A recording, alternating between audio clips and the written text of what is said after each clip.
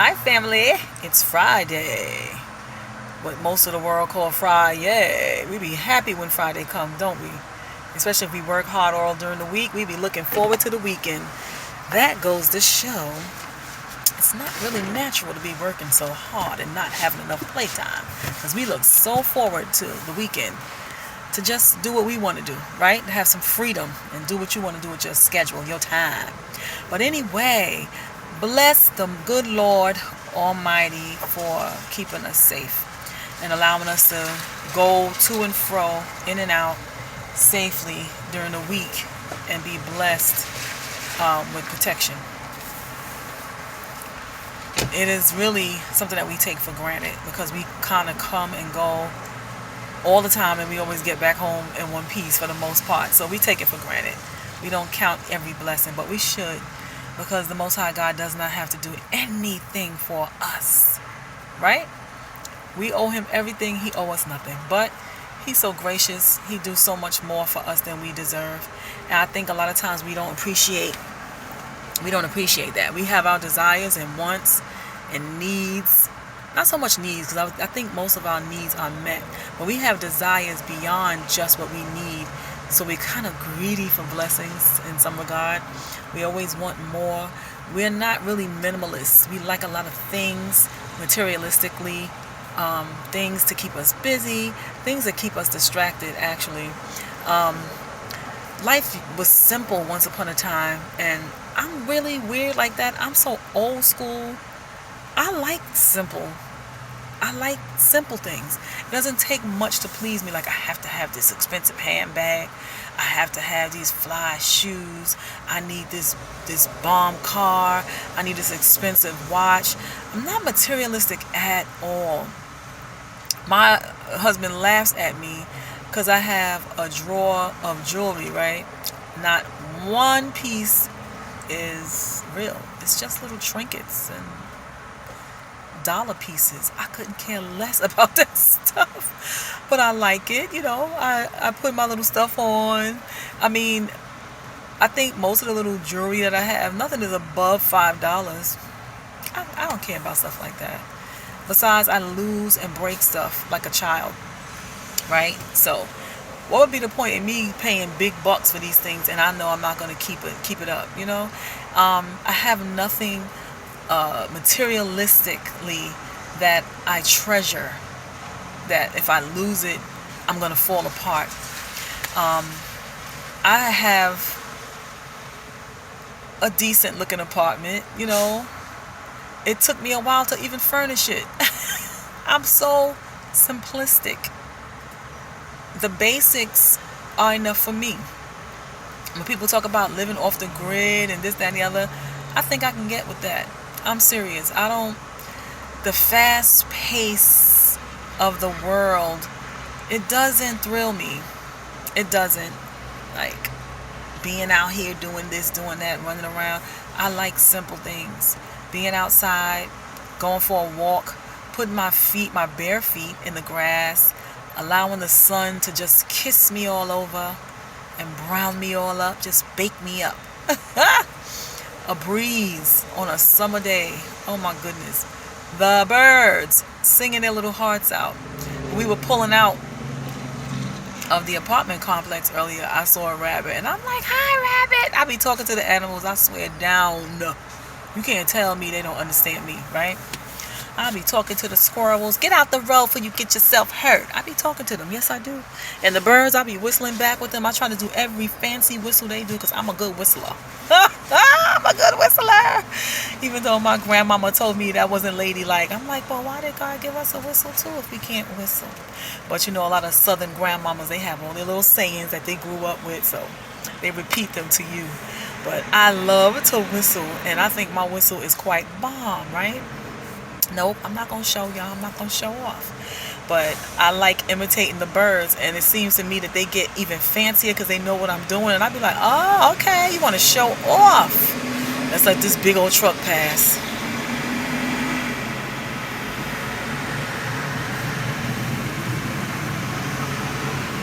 Uh-oh, another one passing now.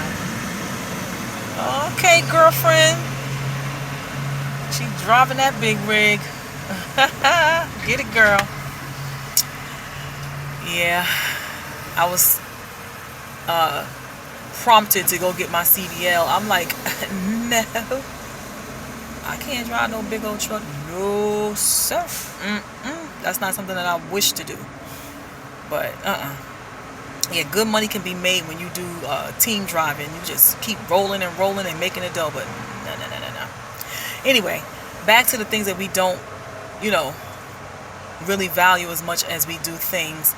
I think a lot of us, well, I know growing up in the hood, I hate saying that. That sounds so tacky and I don't really don't like to say that. But anyway, growing up in a rough neighborhood where poverty prevails, a lot of us believe that what we put on us gives us value.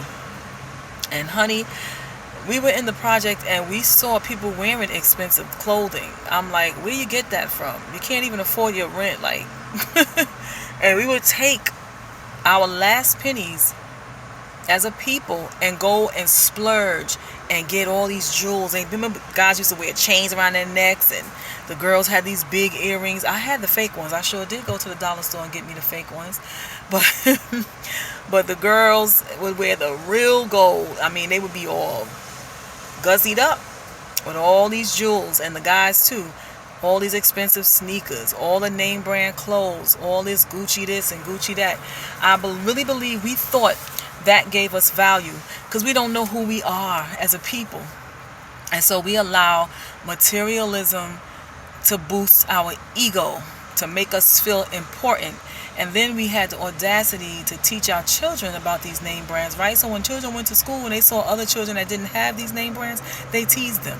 You know, they teased them because their parents spent their last dime buying them those things. Now, I find it odd to live in a low income area and spend so much money on the outside. Why don't we save that money and move out and get a nicer home, you know, a nicer place to live? But that's how we roll. We didn't spend our money wisely. We didn't take pleasure in the simple things in life. We wanted to keep up with the Joneses and feel important by what we have and what we own, to show off, to showboat, you know, to show out.